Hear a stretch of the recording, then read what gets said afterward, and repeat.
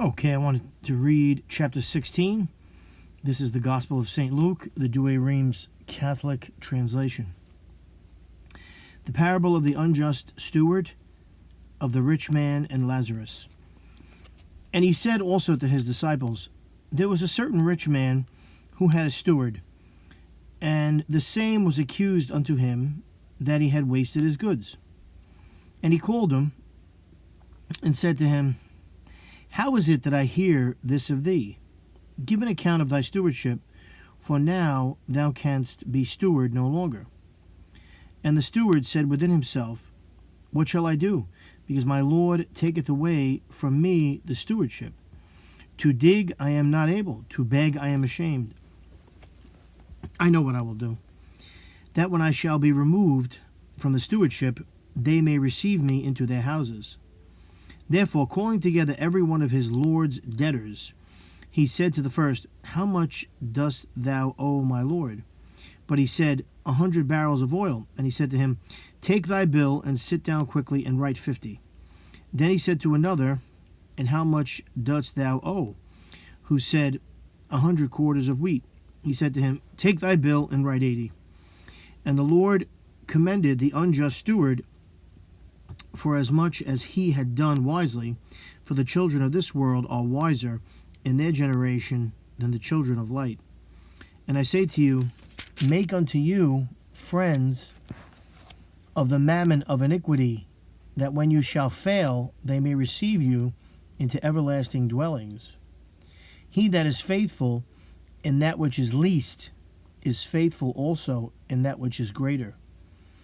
And he that is unjust in that which is little is unjust also in that which is greater. If then you have not been faithful in the unjust mammon, who will trust you with that which is true, is the true? And if you have not been faithful in that which is another's, who will give you that which is your own? No servant can serve two masters, for either he will hate the one and love the other, or he will hold to the one and despise the other. You cannot serve God and mammon. Now the Pharisees, who were covetous, heard all these things, and they derided him. And he said to them, you are they who justify yourselves before men, but God knoweth your hearts. For that which is high to men is an abomination before God. The law and the prophets were until John. From that time the kingdom of God is preached, and every one useth violence towards it. And it is easier for heaven and earth to pass than one tittle of the law to fall. Every one that putteth away his wife and marrieth another committeth adultery. And he that marrieth her, that is, put away from her husband, committeth adultery. There was a certain rich man who was clothed in purple and fine linen, and feasteth sumptuously every day. And there was a certain beggar named Lazarus, who lay at his gate, full of sores, desiring to be filled with the crumbs that fell from the rich man's table, and no one did give him. Moreover, the dogs came and licked his sores. And it came to pass that the beggar died, and was carried by the angels into Abraham's bosom. And the rich man also died, and he was buried in hell.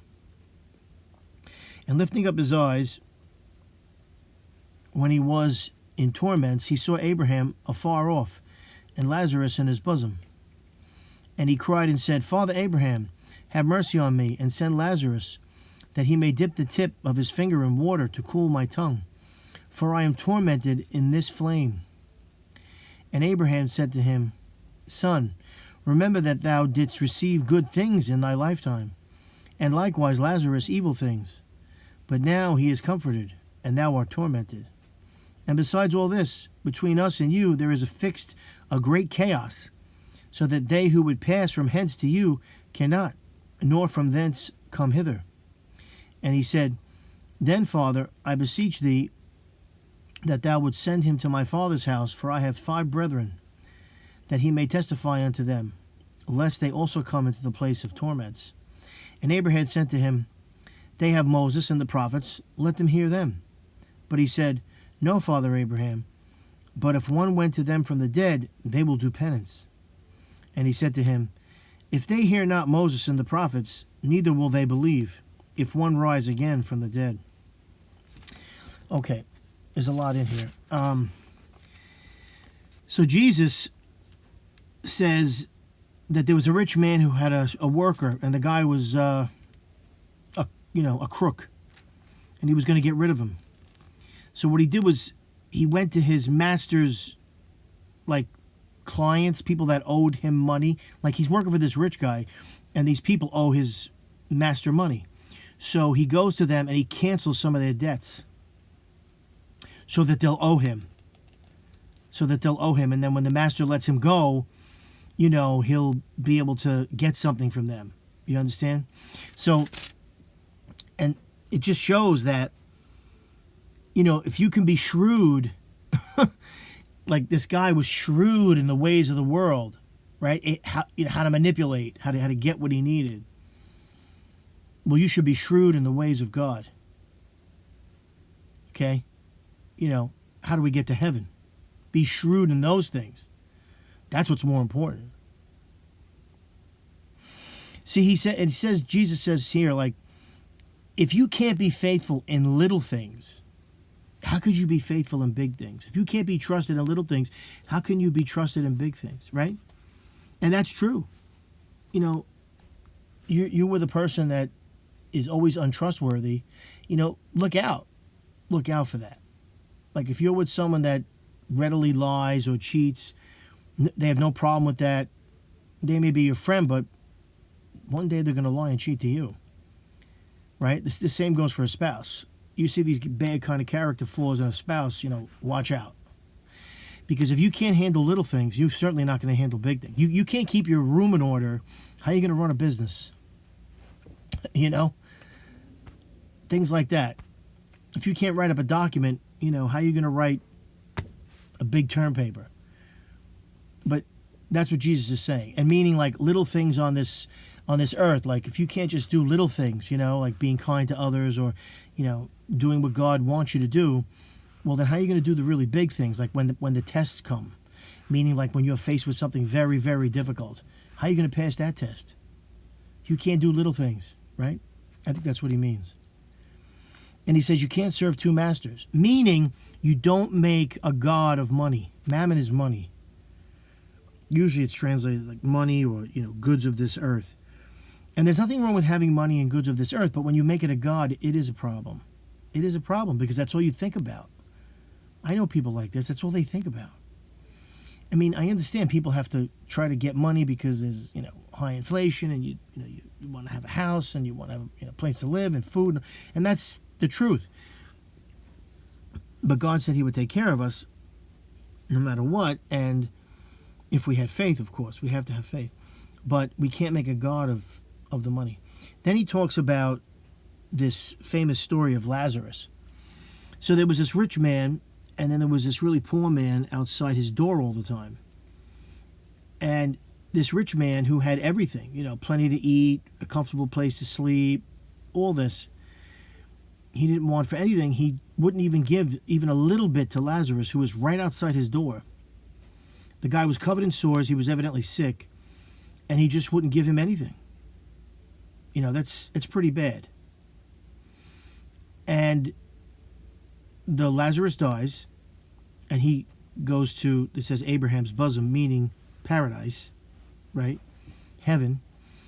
And then the rich man dies, and he goes to hell. And then the rich man sees Lazarus, and he sees him in paradise, and he says, please, dip your finger in water and come over here and put it on me because I'm burning, And he can't. Abraham says he can't. There's a divide between heaven and hell, and you can't cross it. And then the rich man says, well, please, visit my relatives, my brother, my father, and tell them to be more generous so they don't come to hell. And Abraham says, look, they've been warned already through not in this case the gospel, but in their case, it would be the Old Testament, the prophets and Moses. So, someone can raise from the dead. Are they still going to, they're going to believe that when they already have the truth? So, and this is a very good parable, one of the most famous. And of course, by the way, Lazarus is considered a saint, this person. So maybe there was a Lazarus. Maybe there was. I mean, the church has a Saint Lazarus. But anyway, the point is that this man had a lot of good things and he didn't share them with someone who was obviously in need right in his face. You know, Jesus wasn't saying, you know, go throughout the world and just give, you know, everything away and you'll have nothing, which he does tell this rich man to do this in another parable. Not a parable, in another episode where the man wants to be perfect, you know, and Jesus says, well, sell everything. But this is different. This is about sharing what you have, your abundance, right? And he didn't do that.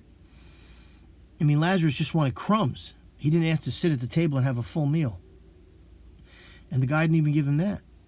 That's like super selfish, right? If you have things that you can reuse and give to others, give them. Why throw things in the garbage? Why waste things when others can benefit? And the result was, you know, heaven, hell. And the lesson here is don't make a god of the things of this world. Okay? Because you're gonna wind up in a very bad place, and that's what Jesus is saying. And, you know, you don't really need a person to come from the dead to tell you this. You know, God gives everybody warnings. I mean, the Bible, it's right here. Just open the book. And not just the Bible, but there's people talking about it, preachers, you know, at church, and saints talked about it. It's all over the place if you look. So you can't make an excuse, I didn't know. Well, yeah, you do know, because it's all over the place. You ignored it, right? You ignored it. You put your mind on garbage, television, trash, instead of what really matters. And I think that's what Jesus is saying here. But that's just my opinion. You may have a different view of it, and that's fine. But that's one of my favorites. I like the story of Lazarus. It's just telling us that we have to make sure that we, you know, share our earthly goods if we need to. You know, if someone's right in front of us and in need, you know, we have 2 jackets and someone's freezing, you know, give them a jacket. Give them a jacket.